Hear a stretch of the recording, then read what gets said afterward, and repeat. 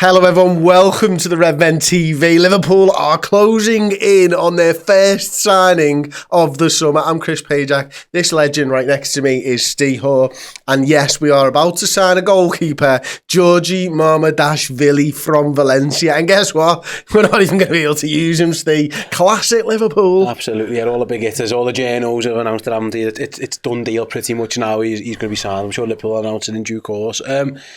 Yeah, you've got long odds, I think, of most people of Liverpool's first signing of the summer being a goalkeeper. But that appears to be where we are. I think in isolation, I think it's a good deal. It's, yeah, like I say, it's just a surprising one.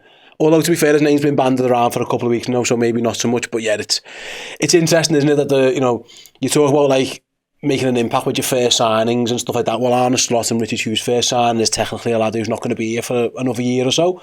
But it's not the first time Liverpool have done this either. You know, Michael Edwards was involved, wasn't he, in the Naby Keita deal? It kind of is a little bit like that. So, interesting one, but obviously they've identified him as someone that opportunistic signing, someone they couldn't afford to miss out on at the fee that they're going to get him for, which is what's somewhere around £35 million with all the add-ons.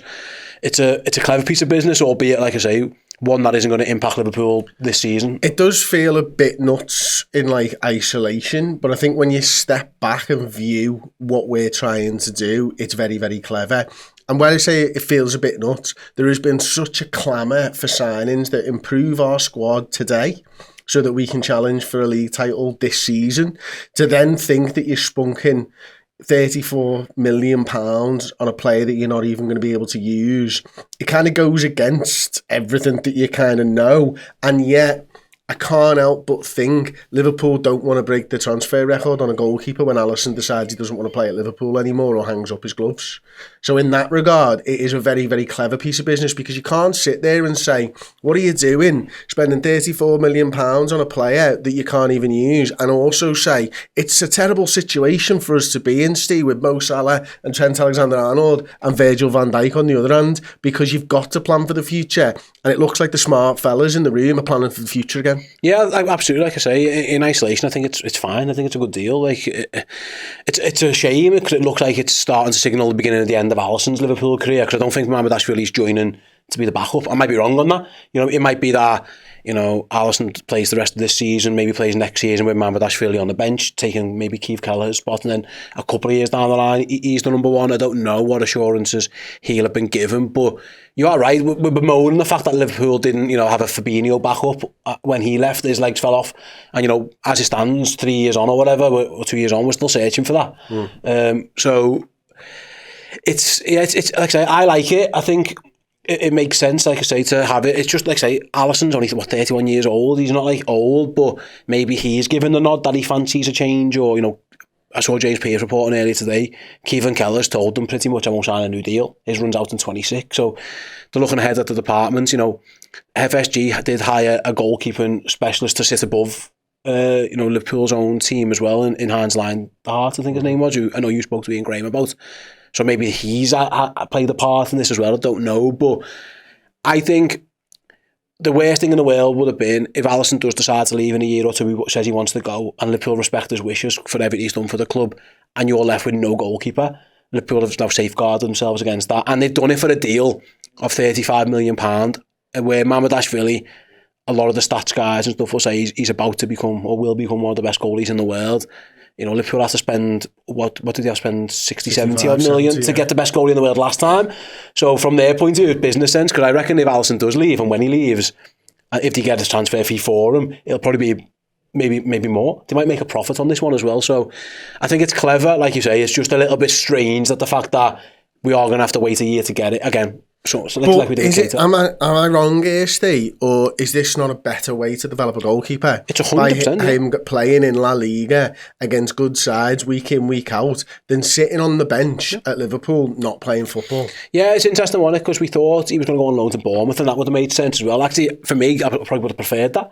to get Premier League, get used to the Premier League and what the Premier League is. It is different than La Liga. We've seen goalies come over from Spain and not adapt straight away. There will be an adaptation period. So, I remember David De Gea struggles, albeit he was a young goalie too, before he turned into, a fantastic goalie for Man United. So it isn't always easy to come across. I would have preferred that. But, like I say, if Liverpool are going to have their next goalkeeper, look at Kevin Kelleher and how frustrated Keve's been by not playing games. Mamardashvili doesn't have to worry about that. He's at a club that he knows well, that he likes, that like him. He gets it, so there's no messing around there. And to be fair, Valencia or Bournemouth? No, I get just it. The city. Yeah, I get it. Where do you want to live? In all aspects, I get it. You know what I mean? Like, and I like Bournemouth. I think it's actually one of the best, nicer places in here. But he won't have to weather that Valencia, as I say. Like I say, he doesn't have to move for another year. He doesn't have to worry about uprooting for a year to then uproot again in a year's time. He gets to plan his life accordingly. That he knows he'll probably be at Liverpool in a year or whatever. So, yeah, I like the deal. I think it makes perfect sense. It's the type of deal we've praised Michael Edwards for. It's a smart transfer. It just comes against the backdrop of it doesn't help Arne Slot this year. It might help Arne Slot next year or the year after, and that kind of stuff. But in the immediate, it won't. But no, what are your thoughts? Do you like it? It reminds me very much of the Thibaut Courtois deal that Chelsea did when they signed him from Genk in 2011. He then went on loan, didn't he, to Atletico Madrid for 3 seasons, come back to Chelsea, won the Premier League, and then kicked on again and went to Real Madrid and is still now one of the top goalkeepers in the world. That's how you develop. Yeah. He developed at Atletico Madrid. He was able to then take that into Chelsea, go on at Real Madrid, win all these types of trophies and stuff. So in that regard, that's what it reminds me of. And it's smart business. That's what you want to see from your football club, isn't it? So, and in terms of the numbers and stuff, I've just got some of them in front of me now, so should be able to show you some of these. Now, I'll go down to the advanced goalkeeping first, and then Aaron will be able to show you. But this is essentially what happened with Alisson Becker. So I think I've got it on my screen now, have we? Yes, we do. Excellent. And the column, the row, highlighted in yellow. You can see there the post-shot expected goals, plus or against. He saved them 10 goals last season versus what was expected of him. Now, Alisson's last season at Roma, before he moved to Liverpool, he saved 7 goals. So this is the type of sort of thing that you want to see from a goalkeeper. He's had a big explosion. He's had a good Euros for Georgia as well. And is he going to kick on from here? Now, we'll see this in the fullness of time, but it's not that big a risk for Liverpool. And as you say, if you are safeguarding having to spend 70 to 100 million pounds on a goalkeeper in 2 to 3 years' time, it looks like smart business. Absolutely, mate. And listen, the last time Liverpool lost a really good goalkeeper was Pepe Reina. And even with Pepe, I think he might have held on to him a year too long. It felt like he was declining. There was 2 seasons where Pepe Reina was brilliant.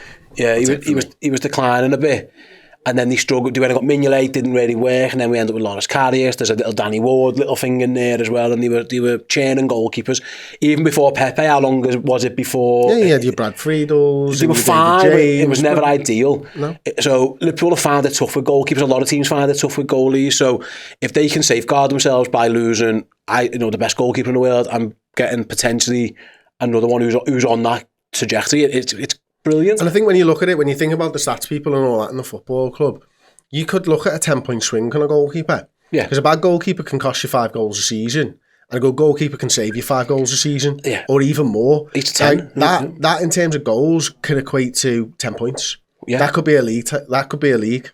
Yeah. Full stop. I mean, 1 point can be a league with Liverpool. We've seen that in the past. So goalkeeper is so important. And I actually think that spending money on a goalkeeper is one of the wisest things, because you can actually almost perfectly equate how many points that goalkeeper has saved you. Whereas with 10 other outfield players, it's a little bit more difficult. Absolutely. And like I say, the Alisson thing, we're all suggesting maybe it's his choice. Maybe it's not. Maybe the stats guys have seen something they don't like, or I'd argue, the injury record must be of a concern for Alisson. I always say, as players get older, they don't get less injured.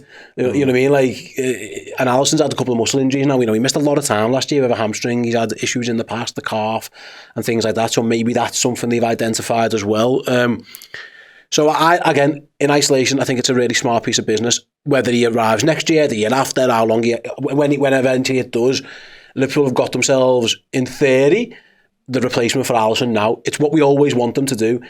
It's what they should have tried to do, what they did try and do with Fabinho. We're looking now at, with Mo Salah goes, what are we going to do? Oh shit, we're in trouble.